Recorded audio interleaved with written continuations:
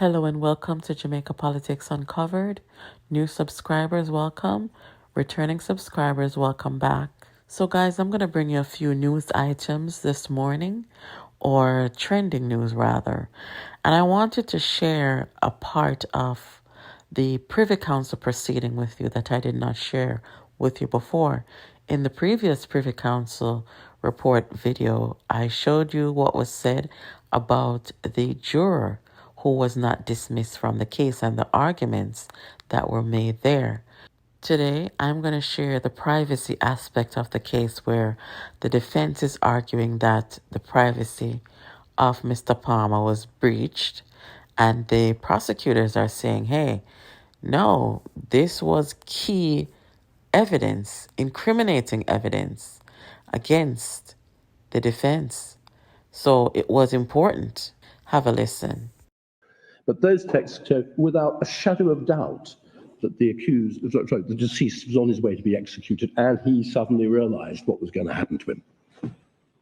There can't be any doubt about that. There are some texts also from Palmer. They were of no significance, but there were texts from Sean Campbell, which to an extent were incriminating, which suggested that on the day of the killing, but before the killing, Campbell said, who Tifit a go dead, that's say whoever stole it is a dead man, and then after the event. But the references, you can see those texts at 4989, lines 1 to 14, and 4990, 13 to 4991. So they're plainly incriminating.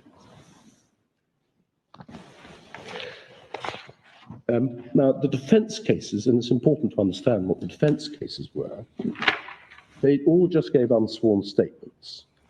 Palmer's case was simply that he had never met Lizard at the premises on the day in question. And my lords, that is at 4341. I should emphasize this. The SFI says that Palmer says he wasn't at the premises. That wasn't actually what he said. He said, I didn't meet Palmer. I never met Lizard at the premises. Rather different. So he doesn't give an alibi. The important point is he doesn't say, oh, I was at a concert or whatever, somewhere in Kingston. No alibi. Campbell, in his unsworn statement, accepted that he drove, he says, ahead of the deceased and Chow in another car to the premises, but he says the deceased got out before getting to those premises. And when Campbell got to the premises in question, he says he left Chow there. In other words, Chow did go there, but Campbell says he then left. And later, he saw that Chow, later that evening, he said the only thing Chow mentioned was that Palmer had received a dog bite and had to be taken to hospital. That's 4383. Yikes. That's like trying cartel all over again. But guys, these prosecutors are doing their job. They're doing what they're supposed to do. But the facts still remain that as long as there are technicalities in the case because of the carelessness in Jamaica, there's a high possibility that the whole thing will be overturned. And that is that juror should have been dismissed. The privacy part, that's kind of iffy, We'll have to see how it goes. But meanwhile, in other news, the biggest gun bust of the year at the Kingston Wharf, over 900 rounds, over 64 guns. And guys, the Deputy Police Commissioner, Fitzbailey, is pleading with the diaspora, members of the diaspora, to refrain from sending these weapons of destruction to Jamaica. Joint operation between Jamaica Custom and the Jamaica Constabulary Force, in particular, the Counter-Terrorism and Organized Crime Investigation Branch, the Firearm Trafficking Unit. A total of 64 assorted 9mm pistols were intercepted, and along with 965 9mm rounds and 107 magazines. The interception took place at the port of Kingston. This operation started earlier on this morning, somewhere about 8 o'clock, and it is still ongoing. This reinforces the importance of collaboration and interdependency, and that's what we have been doing as a group of law enforcement agencies. We are getting better at our collaboration, and I want to express our gratitude to the level of support that we are getting from the Jamaica Custom during our investigations into especially firearm trafficking. There are 2 persons that have been taken into custody so far, and I want to say that the firearms actually came from the United States of America. And oftentimes we hear about the problem of violence, especially gun violence and murder in Jamaica. And I want to make an appeal to the Jamaican citizens who actually are creating the significant problem that we have in Jamaica.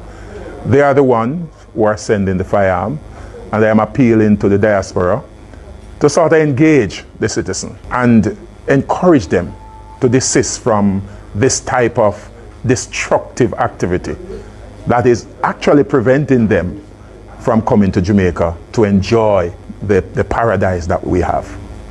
Next and finally, following up on the debate that took place the other night regarding the build-up to the local government election, during our live broadcast, you guys encouraged me, convinced me to go over to Nationwide and listen to the post-debate interview. And I did. And I'm impressed.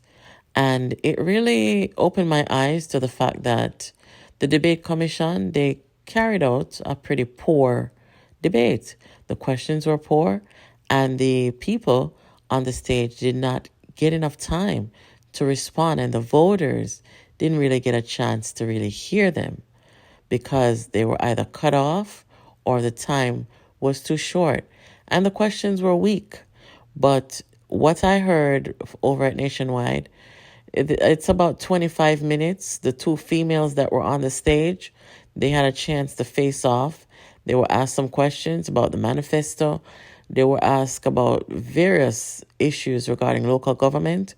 I encourage you guys to listen to it. You will not be disappointed. But in my opinion, Venetia took it.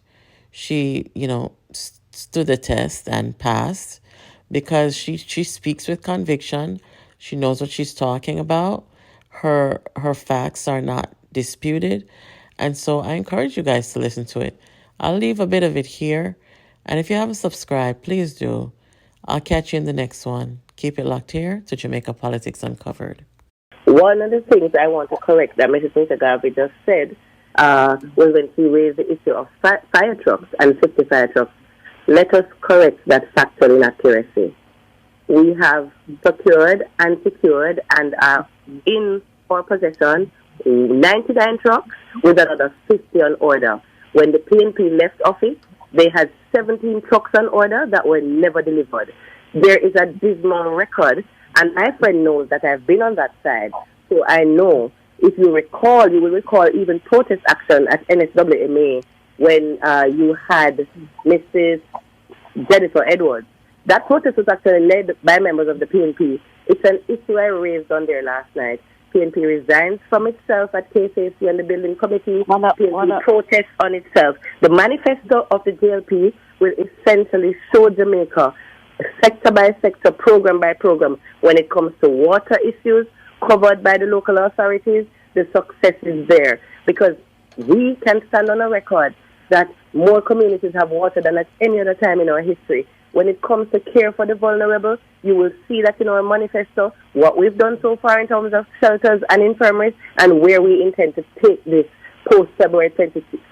When you talk about fire stations, I'm sure Natalie will not want to enter into a conversation about the intervention. Remember now, last year's budget, we saw 18 billion at local government. This year, it's already 0.7 billion. And so this is the administration that is serious about local governance.